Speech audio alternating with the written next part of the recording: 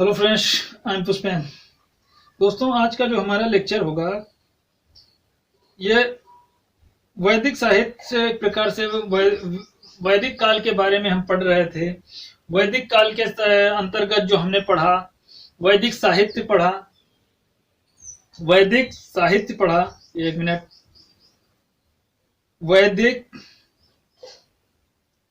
साहित्य पढ़ा हमने।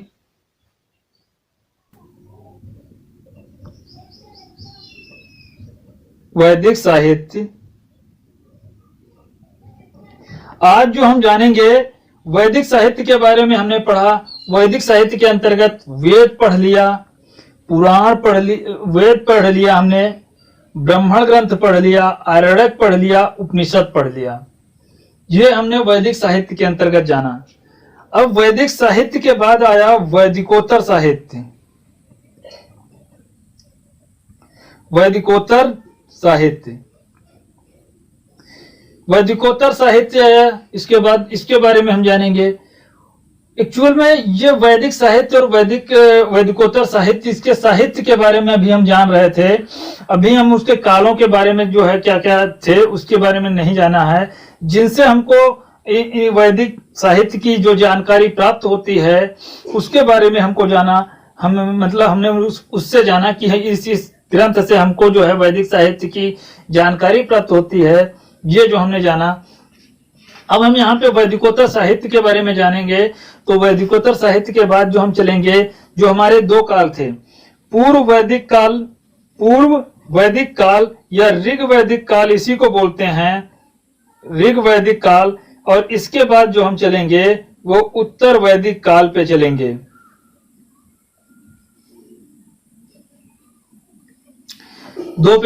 उत्तर वैदिक काल।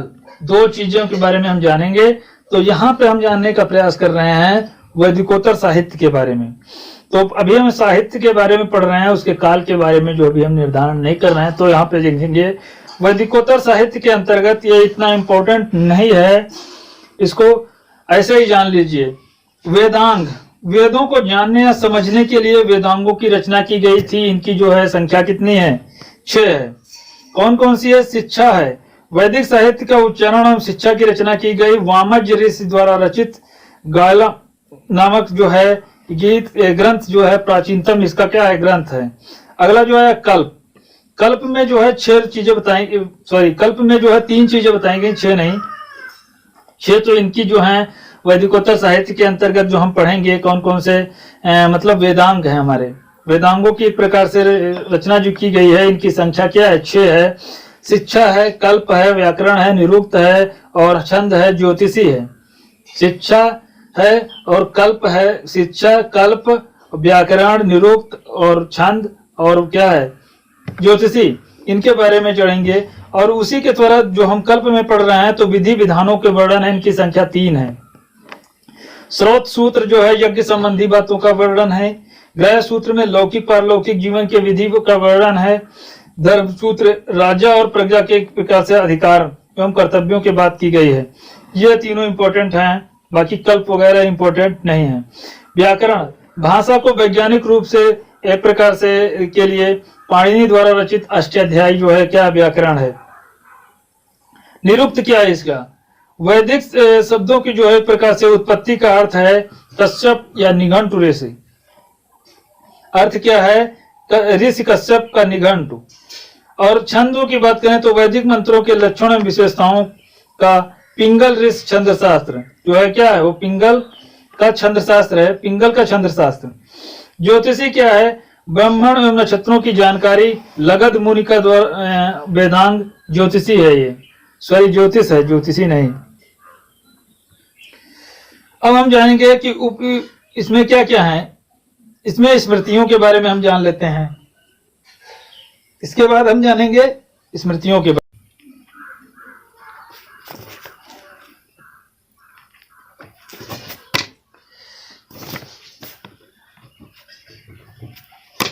ठीक है, स्मृतियों के बारे में जानेंगे। ये हिंदू धर्म का कानूनी ग्रंथ है। हिंदू धर्म का कानूनी ग्रंथ है। मनुस्मृति का मनुस्मृति जो है सबसे प्राचीन स्मृति है। और अन्य स्मृतियों में याज्ञवल्क्य स्मृति और नारद स्मृति, ब्रह्मस्पति स्मृति, कात्यायन स्मृति और विष्णु स्मृति जो है काफी महत्वपूर्ण स्थान है। उपवेदों की अगर जो बात करें, इसके बाद आए उपवेद। उपवेदों की संख्या जो है वो 4 बताई गई है। धनुर्वेद है, शिल्प वेद है, गंधर्व वेद है, आयुर्वेद है। तो धनुर्वेद में युद्ध संबंधी बातों का वर्णन है, धनुष से रिलेटेड है तो युद्ध संबंधी बातों का वर्णन है। शिल्प वेद का जानते होंगे आप, व्यवसाय से कपड़े वगैरह इन सभी से रिलेटेड होगा। शिल्प का मतलब होता है कपड़े वगैरह से, इससे रिलेटेड होता है, मतलब हस्तशिल्प उद्योग, हाथों से बुनने वाली चीजें। तो शिल्प व्यवसाय के मतलब से इससे रिलेटेड है, इसका संबंध यजुर्वेद से है। और गंधर्व वेद का एक प्रकार से संबंध जो है, संगीत की जानकारी इसमें मिलती है, इसमें सामवेद से इसका संबंध है। अगला जो है आयुर्वेद, चिकित्सा संबंधी की जानकारी मिलती है। किससे हमको मिलती है? आयुर्वेद से जो है हमको इसकी जानकारी मिलती है। अब हमारा जो अगला काल आया वो 1500 से लेकर 1000 ईस्वी तक ये ऋग वैदिक काल आया। और 1000 ईस्वी पूर्व से लेकर के 1000 ईसा पूर्व से लेकर के 600 ईस्वी पूर्व तक जो हम पढ़ेंगे, 600 ईस्वी तक जो पूर्व तक पढ़ेंगे उसमें हम पढ़ेंगे उत्तर वैदिक काल, और इसमें हम ऋग वैदिक काल बोलेंगे। इसी को पूर्व वैदिक काल भी बोलते हैं। तो ऋग वैदिक आर्यों का जो भौगोलिक ज्ञान है, वो ऋग वैदिक आर्यों का भौगोलिक ज्ञानों की जानकारी ऋग्वेद में वर्णित पर्वत, मरुस्थल, नदियों के नाम से होती है, मतलब इनके नाम से होती है। और ऋग्वेद में हिमवंत और हिमालय पर्वत और उसकी जो है एक प्रकार से मुजवंत नामक चोटी का जो है उल्लेख मिलता है।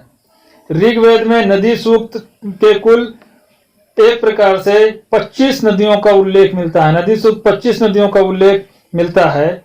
और इसमें अगर जो बात करें तो यद्यपि जो है महत्वपूर्ण वैदिक साहित्य में 33 नदियों का जो है उल्लेख मिलता है।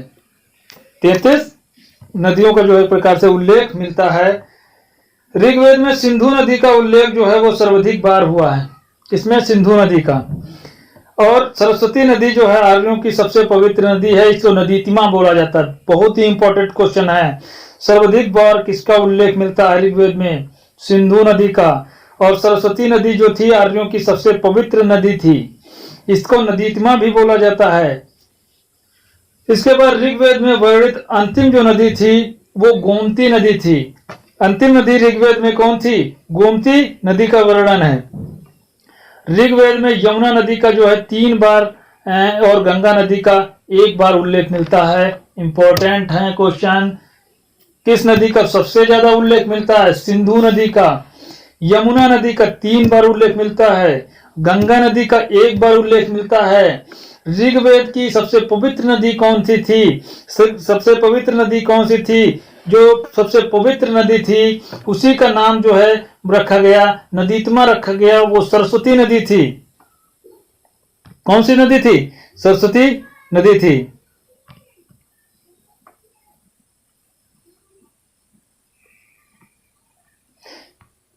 ये किसकी पवित्र नदी थी?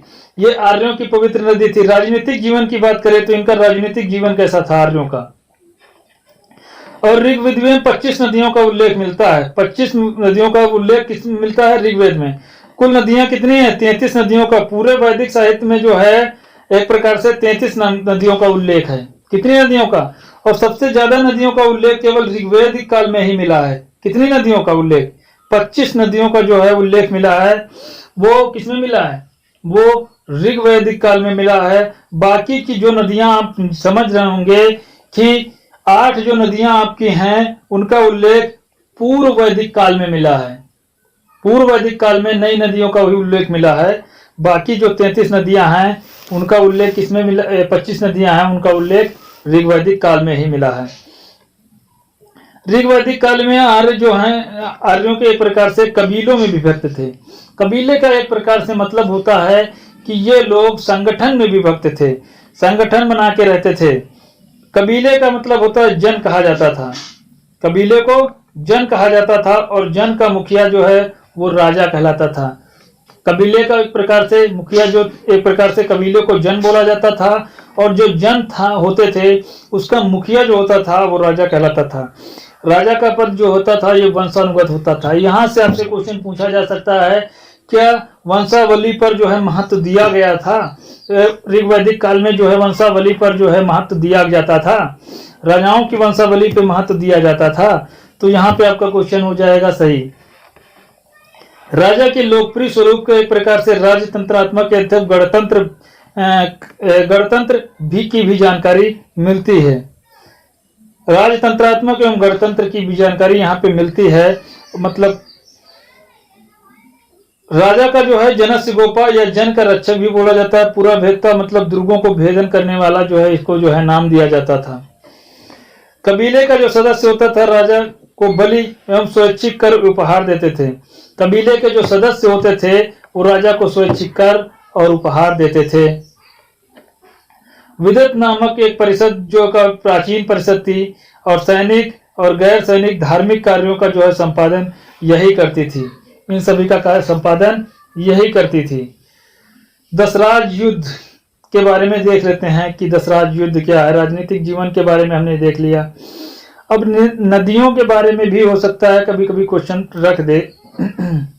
तो नदियों के बारे में अगर जो आपको बताया जाए तो कुंभा नदी, कुरमू नदी, कुंभा को बोलते हैं काबुल नदी, कुरमू नदी जो बोलते हैं उसको कुर्रम नदी बोलते हैं, गोमती को गोमल बोलते हैं और सुवास्त को जो बोलते हैं क्या बोलते हैं, स्वात बोलते हैं, और सिंधु नदी को सिंधु ही बोलते हैं, वितस्ता को व्यास बोलते हैं और अस्किनी को जो है एक प्रकार से चिनाब बोलते हैं।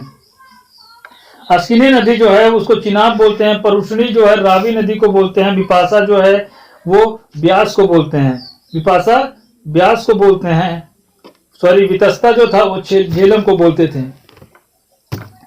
और विपाशा जो है व्यास को बोलते हैं। सतुद्री जो है सतलज को बोलते हैं। सरस्वती जो है वो घग्गर नदी को बोलते हैं। घग्गर नदी जो है उसी को सरस्वती नदी बोलते थे। तो राजनीतिक जीवन के बारे में हमने जान लिया और दशराज युद्ध के बारे में जान लेते हैं कि दशराज युद्ध क्या था। दशराज युद्ध एक प्रकार से जो था ये 10 राजाओं के बीच में एक प्रकार से लड़ा गया युद्ध था। इसके बारे में जानते हैं। यह नदी जो है पुरुषड़ी या मतलब रावी नदी के तट पर लड़ा गया था और इस युद्ध का एक प्रकार से जन राजा जो थे वो सुदास एवं 10 राजाओं के बीच में लड़ा गया था। 10 राजा थे और राजा सुदास के बीच में ये युद्ध हुआ था। इसमें राजा सुदास जो है वो जीत गए थे। एक प्रकार से बीच में लड़ा गया था और 10 राजाओं के नेतृत्व में पुरु राज संवरण ने किया था।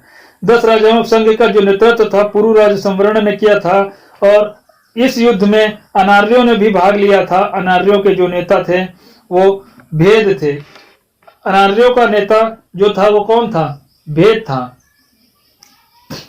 और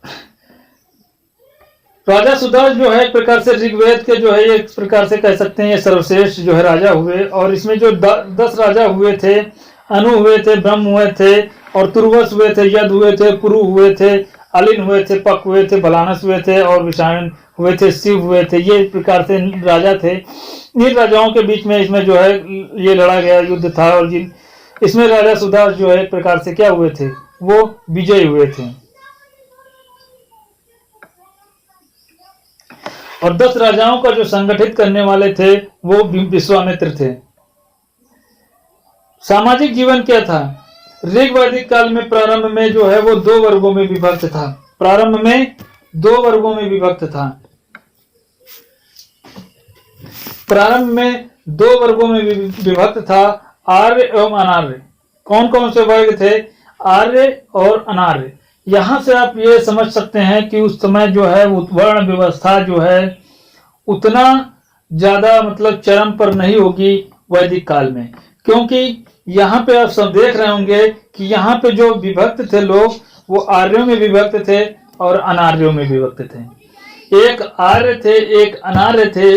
तो इसका मतलब यहाँ पे ऐसा नहीं है किसी को जो है काम दिया जाता होगा तो कि आप यही काम करेंगे, ऐसा उस काल में वर्ण व्यवस्था के थ्रू जो है देखने को नहीं मिलता है। ऋग्वैदिक काल का जो अंतिम चरण था वर्ण व्यवस्था का जो है जन्म हुआ था। जो अंतिम चरण हुआ ऋग्वैदिक काल का मतलब उत्तर वैदिक काल जो हम पढ़ेंगे तो उसमें जो है वर्ण व्यवस्था का जो है जन्म हो चुका था। तो इसमें जो है वर्ण व्यवस्था का जन्म उतना नहीं था देखने को मिला। ऋग्वैदिक काल के 10वें मंडल में पुरुष सूक्त में सर्वप्रथम 4 वर्णों की जो है उत्पत्ति बताई गई है। यहीं से जो है 4 वर्णों की उत्पत्ति बताई गई है। ऋग्वैदिक के 10वें मंडल जो है, जो 1 और 10वां मंडल जो है सबसे नवीन मंडल है, इसी में जो है क्या बताई गई है, 4 वर्णों की उत्पत्ति बताई गई है। सबसे नवीन है, मतलब अभी जल्दी में लास्ट में आया ऋग्वैदिक काल के, तो इसमें जो है बताई गई है। पुरुष सूक्त में एक विराट पुरुष के जो है, पुरुष के मुख से ब्राह्मण और बाह से जो है राजन्य क्षत्रिय और जांघ से जो वैश्य और पैर से जो है वो शूद्र की उत्पत्ति बताई गई है। मुख से जो है ब्रह्मा निकले हैं और बाह से जो है राजन्य बताया गया है और जांघों से जो वैश्य बताया गया है और पैरों से जो है वो शूद्र की उत्पत्ति बताई गई है। इसका मतलब ये नहीं है कि ये लोग यहाँ से पैदा हुए, इसका मतलब ये बिल्कुल नहीं है। इसका मतलब ये है कि यहाँ पे जो है मतलब एक प्रकार से प्रतिष्ठा को श्रेष्ठ बताया गया है, कि उनको एक प्रकार से सम्मानीय व्यक्तियों के बारे में बताया गया है कि ये लोग जो हैं, जैसे आज के समय में जो है प्रधानमंत्री होता है, उसके नीचे के जो है स्टेट का मतलब कह सकते हैं मुख्यमंत्री होता है, उसके नीचे एमएलए होते हैं, और यहाँ गांव के अगर जो बात उसके जिला परिषद के सदस्य होते हैं। इस प्रकार से जो है बताया गया है कि इनमें जो है सबसे श्रेष्ठ जो है वो प्रधानमंत्री है, जिसको एक प्रकार से मान सकते हैं कि इसकी उत्पत्ति मुख से हुई है, इसलिए ये सबसे ऊंचा है। और इसके बाद जो है भुजाओं से उत्पत्ति हुई है किसकी, दूसरे नंबर पे भुजाओं की उत्पत्ति हुई। मतलब ये भी कह सकते हैं कि ये लड़ने में भी माहिर हो सकते हैं, तो ये भुजाएं इनकी मजबूत थी, ये भी मान सकते हैं कि इनकी उत्पत्ति जो है भुजाओं से हुई है। और जांघों से उत्पत्ति एक प्रकार से कह सकते हैं कि ये काम करने में माहिर होंगे, व्यवसाय में एक प्रकार से माहिर होंगे। तो ये क्या है, ये जो है इनकी उत्पत्ति, लेकिन इनसे नीचे होंगे, भुजाओं के नीचे जो है जांघों से हुई है, तो वैश्यों की जो उत्पत्ति हुई है, ये जो है व्यवसाय से रिलेटेड थे, तो वैश्यों की उत्पत्ति हुई है। और शूद्रों की उत्पत्ति जो बताई गई है वो पैरों से बताई गई है। मतलब ये जो है हमेशा क्या करेंगे, दूसरे की सेवा करेंगे, तो इनकी उत्पत्ति जो है पैरों से बताई गई है।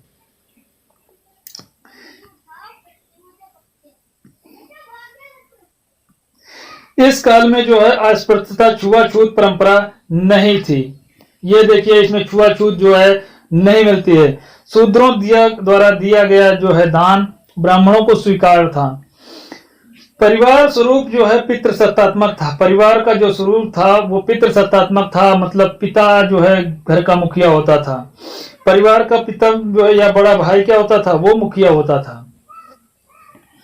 और विवाह, स्त्रियों की दशा की अगर जो बात करें तो सामान्यतः एक विवाह की इसमें प्रथा थी, यद्यपि बहुविवाह का भी उल्लेख मिलता है। सामान्यतः जो है एक विवाह कर सकता था कोई व्यक्ति, लेकिन बहुविवाह का भी उल्लेख मिलता है इसमें। इस काल में बाल विवाह प्रथा नहीं थी, बाल विवाह नहीं थी, और युवावस्था कन्या विवाह होता था। कन्याओं का जो है युवावस्था में या कन्या विवाह होता था, बाल विवाह नहीं किया जाता था।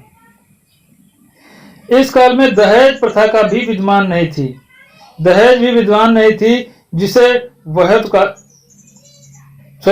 दहेज प्रथा थी वो विद्यमान थी, विद्यमान नहीं गलत हो जाएगा, वो विद्यमान थी जिसे वहत कहा जाता था। जो दहेज दिया जाता था उसको वहत कहा जाता था।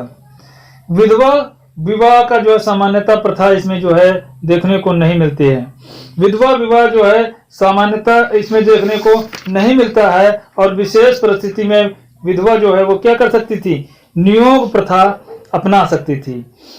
नियोग प्रथा एक ऐसी प्रथा थी जिससे मतलब एक संतान की एक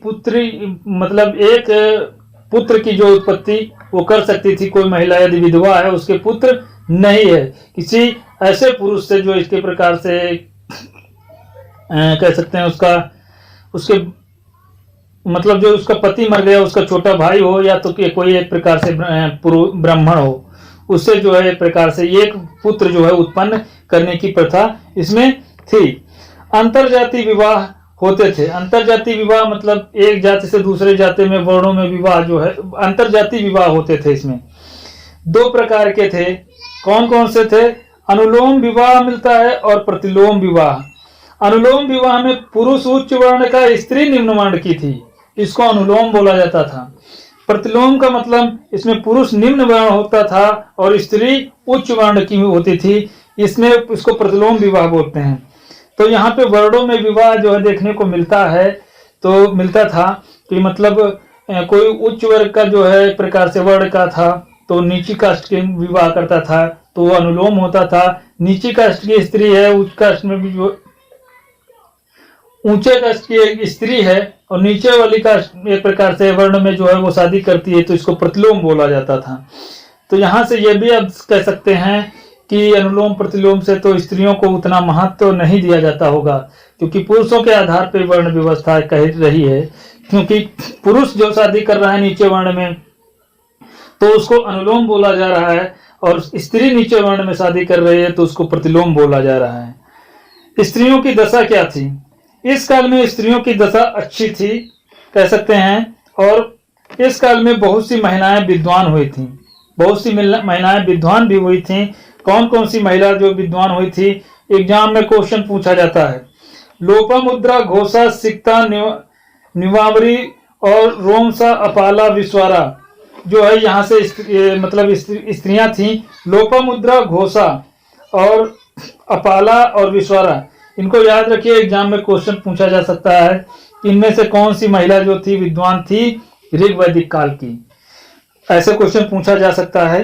तो ये महिलाएं विदुषी महिलाएं थीं। आर्थिक जीवन क्या था? आर्थिक जीवन की अगर जो बात करें तो अर्थव्यवस्था का स्वरूप जो है जनजाति था, अर्थात जीवन का निर्वाह की अर्थव्यवस्था, जीवन निर्वाह की अर्थव्यवस्था था। मतलब इनका जो जीवन था वो जनजाति था एक प्रकार से आज के समय का। पशुपालन की अगर जो बात करें, आज के समय में जो जनजाति लोग रहते हैं वैसा कुछ है था। पशुपालन, ऋग वैदिक आर्यों का जो जीवन था अस्थायी था, अतः इनका व्यवसाय जो है पशुपालन था। मतलब व्यवसाय भी इनका पशुपालन था, क्योंकि जीवन अस्थायी था। घास यहाँ की खत्म हो गई, दूसरी जगह पे इनको जाना ही पड़ता था गर्मियों के समय में, तो इनका जीवन जो है अस्थायी था कह सकते हैं। आर्यों की सबसे महत्वपूर्ण पशु जो थी वो गाय थी। गाय के नाम पर जीवन की गतिविधियों का नामकरण किया जाता था। गाय के नाम पर जो है जीवन की गतिविधियों का वर्णन मतलब नामकरण किया जाता था। तो यहाँ पे अगर जो हम बात करें तो वो कौन कौन सी गाय की मतलब जो परिस्थितियां थी जिनका नामकरण किया जाता था, अर्थात आर्य हाथी से भी परिचित थे। यहाँ पे क्वेश्चन पूछा जा सकता है, आर्य हाथी से परिचित थे लेकिन बाघ का उल्लेख नहीं मिलता है। यहाँ ध्यान रखना, वैदिक काल में जो है बाघ का उल्लेख नहीं मिला है, लेकिन जो हड़प्पा वासी थे वो सिंह से परिचित नहीं थे, वो गधे से परिचित नहीं थे। और ये लोग किससे नहीं परिचित थे? बाघ से परिचित नहीं थे। सिंधु घाटी सभ्यता के लोग सिंह से परिचित नहीं थे, गधे से परिचित नहीं थे। घोड़े का उल्लेख मिलता है, उसमें परिचित थे, लेकिन गधे से परिचित नहीं थे, सिंह से भी परिचित नहीं थे। आर्य जो थे वो बाघ से परिचित नहीं थे। मतलब इसमें बाघ का उल्लेख नहीं मिलता, हो सकता है परिचित रहे हों, ऐसा नहीं, इसमें बाघ का उल्लेख मिला नहीं है। और कृषि की अगर जो बात करें तो ऋग्वैदिक आर्यों का जीवन अस्थायी था। गो मतलब गाय संबंधी जो शब्दावली कुछ थी, जैसे कभी कभी क्वेश्चन में पूछ दिया जाता है, जैसे गोमत,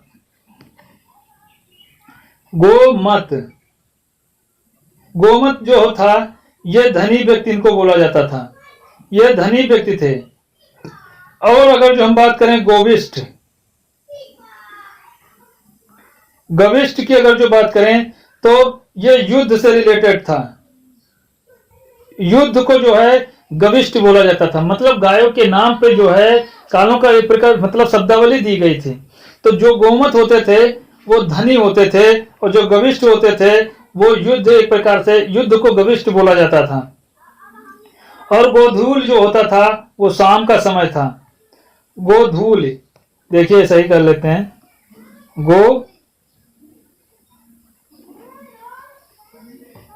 गोधूल जो था ये मतलब शाम का जब समय होने लगता था, जब लोग अपने जानवर लेकर आने लगते थे घर की तरफ, तो बहुत सारी धूल उड़ती थी।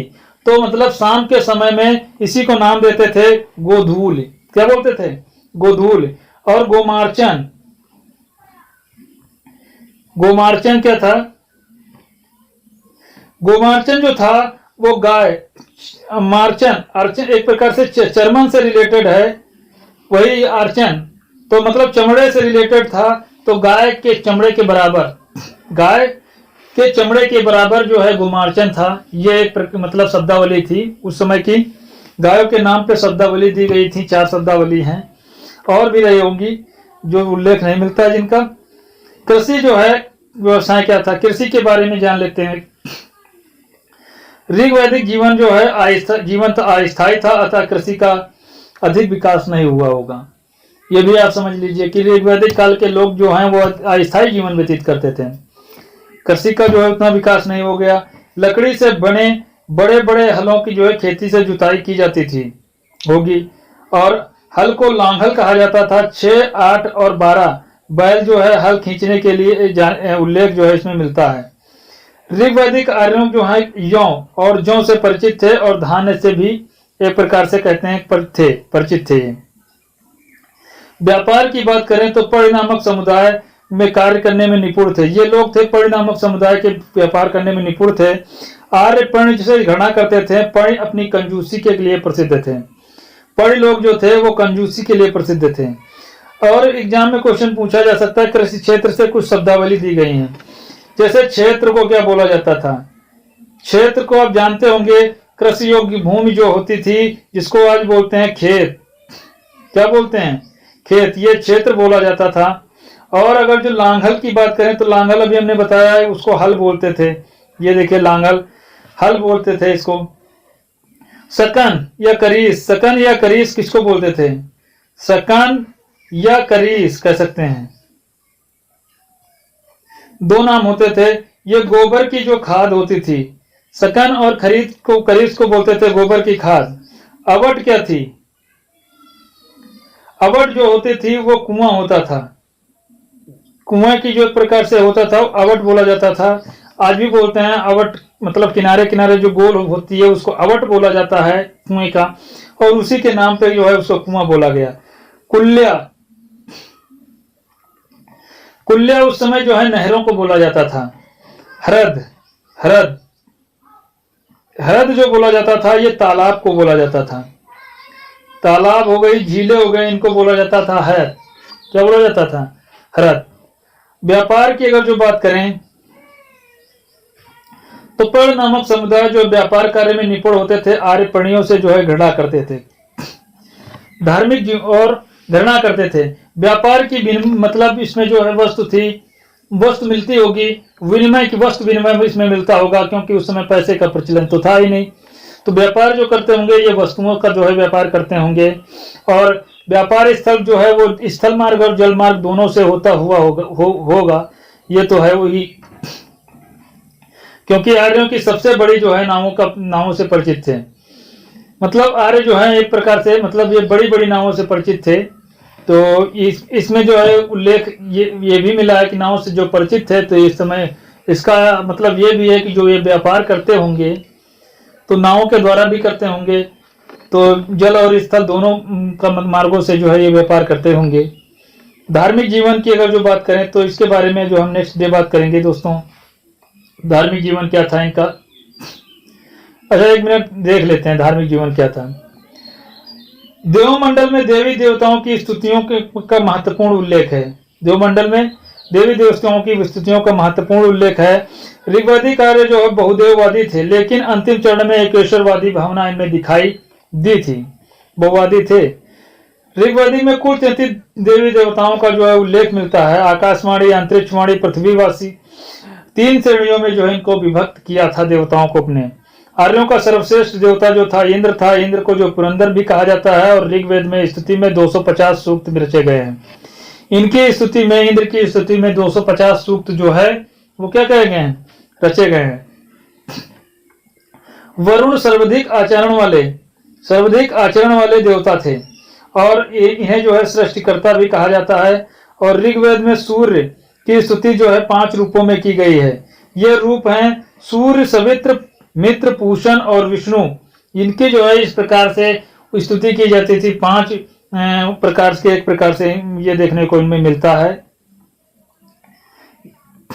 सवित्र जो था वो सविता स्तुति में प्रधान एक प्रकार से कह सकते हैं प्रसिद्ध गायत्री मंत्र की रचना की थी।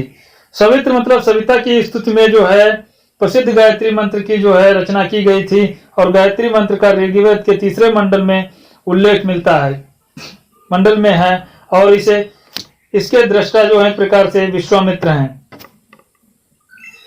दृष्टा का मतलब होता है दर्शन, संकलन, लेकिन यहाँ पे इसका मतलब है कि इन्होंने इसकी रचना की है। इसके बाद जो हमारा है उत्तर वैदिक काल। उत्तर वैदिक काल जो 1000 से लेकर 600 ईस्वी तक पूर्व तक था। तो उत्तर वैदिक काल के बारे में कुछ ऋग वैदिक काल के एक प्रकार से कुछ नाम भी थे। जैसे धौस था, इसको आकाश बोलते थे।